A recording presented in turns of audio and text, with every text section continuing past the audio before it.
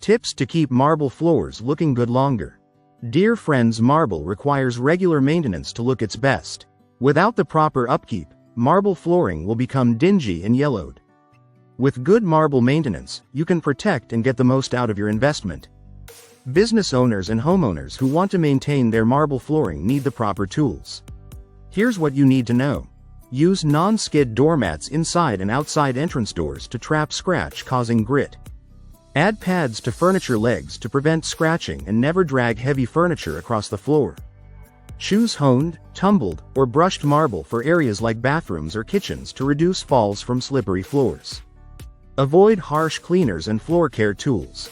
Use a sealant recommended for marble floors and reapply as recommended by the manufacturer. Maintaining the beauty of your marble floors doesn't have to be hard, but it does require regular care. If you like the video, give it a thumbs up and share it with your friends.